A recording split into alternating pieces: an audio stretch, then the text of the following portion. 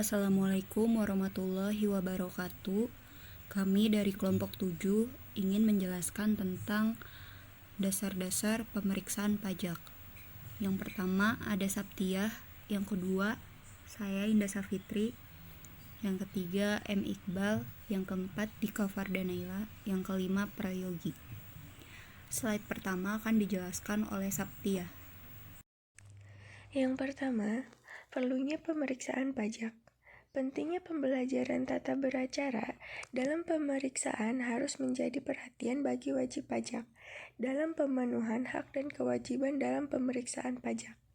Diawali dari penyampaian surat pemberitahuan pemeriksaan atau pengiriman surat panggilan hingga pemberitahuan hasil pemeriksaan pajak kepada wajib pajak melalui penyampaian surat pemberitahuan hasil pemeriksaan atau SPHP yang dilampiri dengan daftar temuan hasil pemeriksaan, membutuhkan pengetahuan yang mumpuni untuk memastikan bahwa pemeriksa telah melaksanakan kewajibannya serta menjamin hak-hak maupun kewajiban wajib pajak TK dipenuhi sebagai ketentuan yang berlaku.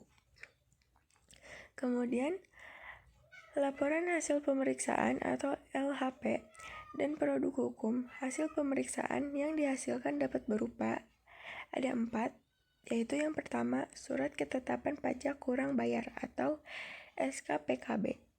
Yang kedua, surat ketetapan pajak kurang bayar tambahan atau SKPKBT. Yang ketiga, surat ketetapan pajak nihil atau SKPN. Yang terakhir, surat ketetapan pajak lebih bayar atau SKPLB. Selanjutnya ada istilah-istilah pemeriksaan pajak.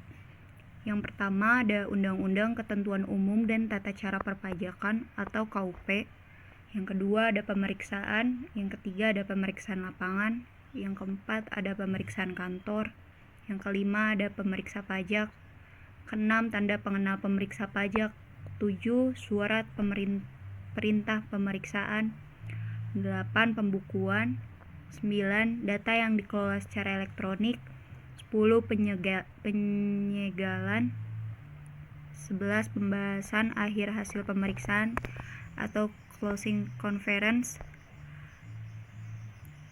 12 surat pemberitahuan hasil pemeriksaan. Yang ke-13 ada time quality assurance pemeriksaan. Yang ke-14 ada kertas kerja pemeriksaan.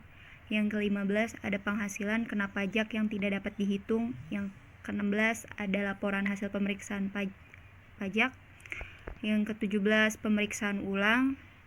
Ke-18 konsioner pemeriksaan. 19 pemeriksaan bukti permulaan.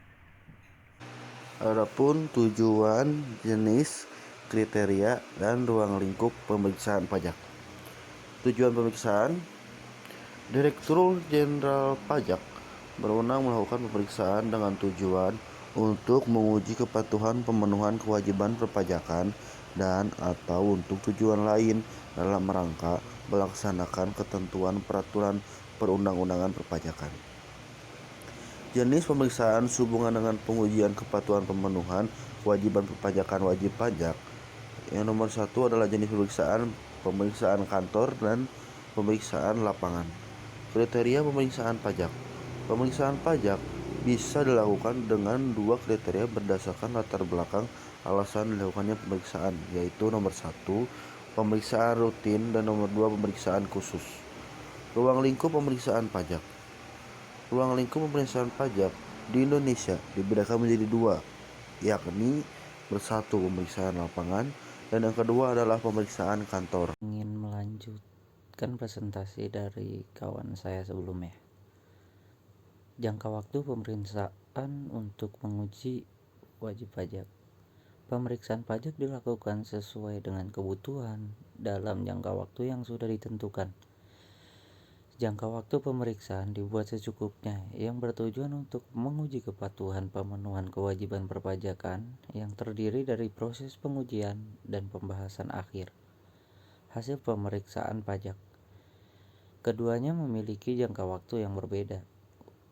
Untuk mengetahui lebih lengkapnya, di bawah ini diuraikan perihal jangka waktu tersebut. 1. Jangka waktu pengujian.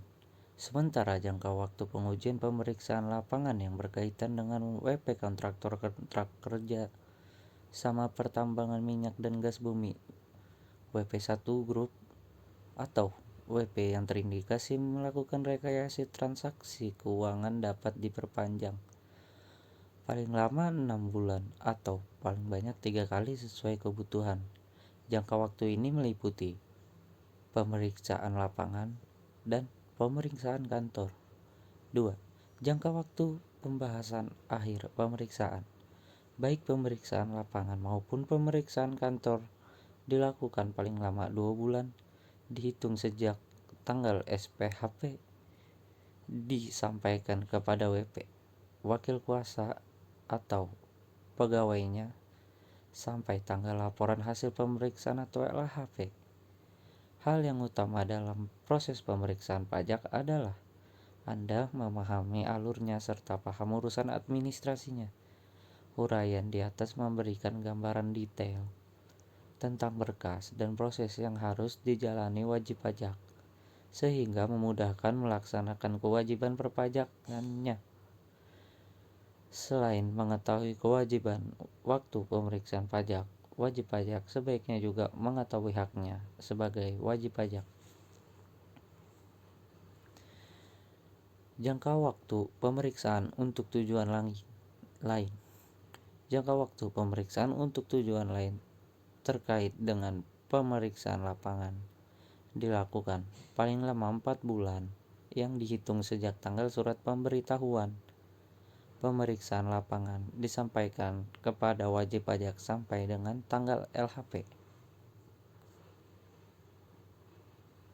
Standar pemeriksaan. Pemeriksaan lapangan merupakan pemeriksaan yang dilakukan di tempat kegiatan usaha, tempat tinggal wajib pajak, atau tempat lainnya yang sudah ditentukan oleh Direktur Jenderal Pajak atau Ditjen Pajak. Kemudian ada jangka waktu pemeriksaan untuk tujuan lain. Jangka waktu pemeriksaan untuk tujuan lain terkait dengan pemeriksaan laporan dilakukan paling lama 4 bulan yang dihitung sejak tanggal surat pemberitahuan pemeriksaan lapangan disampaikan kepada wajib pajak sampai dengan tanggal LHP. Standar pemeriksaan.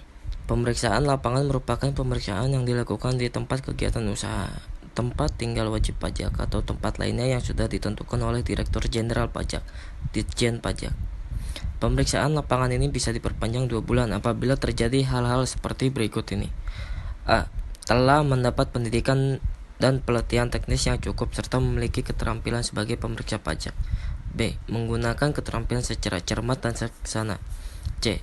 Jujur dan bersih dari tindakan-tindakan tercela serta senantiasa mengutamakan kepentingan negara. D.